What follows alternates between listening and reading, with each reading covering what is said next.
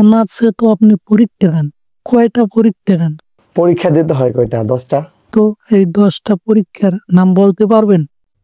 গাঞ্জা খাই কুল পাই না, লেখাপড়া করবো কোন সময়? হ্যালো ইউটিউববাসী, আজ এমন একজন ছাত্রকে নিয়ে হাজির হয়েছি যে ছাত্র অস্কার পাওয়ার দাবিদার। বলেন কি? তো আসলে সে কি অস্কার পাওয়ার দাবিদার, বিবেচনা করার দায়িত্ব আপনার। তো চলুন ভিডিওটি শুরু করা যাক।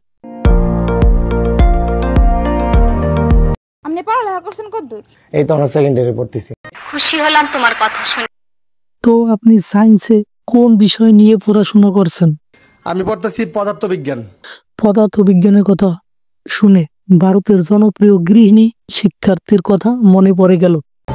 আমি পদার্থবিদ্যায় 98 নাম্বার পাইছি। আমি তো কখনোই জানতাম না যে পদার্থবিজ্ঞানের 100 মার্কের লিখিত পরীক্ষা হয়।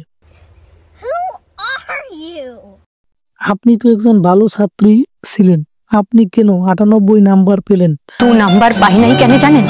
আপনার তো 100-তে 100 নম্বর পাওয়ার কথা। এই কলমটার কালি পুরাই গেছিল।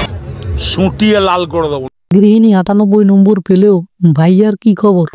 সায়েন্স নিয়ে পড়তেছি। আরে বাবা, আপনার লেখাপড়া কলেজে কেমন চলে? কিন্তু মানে কলেজে ওরকম ভাবে যাওয়া হয় খুবই। বুঝলাম আপনি সায়েন্স নিয়ে পড়েন, আপনার মেজর সাবজেক্ট কোনটা?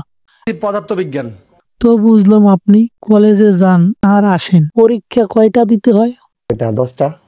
যে 10টা পরীক্ষায় আপনি দেন, 10টা সাবজেক্টের নাম আপনি বলতে পারবেন? না, নাম জানি না। আপনার লেখাপড়া যদি মনোযোগ নাই থাকে তাহলে আপনার লেখাপড়া করার দরকার কি? সায়েন্স নিয়ে পড়তেছি। আরে বাবা, বিজনেস নিয়ে আসেন, বিজনেস নিয়ে থাকেন। একটা অনুষ্ঠানে গেছেন, আপনি একটু বুঝে শুনে কথা বলবেন তো। আফসোস, লেখাপড়া কিছুই শিখলো না। ন্যূনতম সামান্য জ্ঞান থাকলে এমন কথা বলতে পারতেন না। লজ্জা লাগা দরকার। সায়েন্সের সাবজেক্টকে আপনি ধন্য করেছেন। আপনাকে উচিত নারকেল গাছের নিচে বসিয়ে পদার্থবিজ্ঞান সম্পর্কে ধারণা দেওয়া। বুঝো না এই ব্যাপারটা? আসলে আপনার এই লেখাপড়া দেখে লেখাপড়া নিজেই তাহলে লজ্জা পাইতো।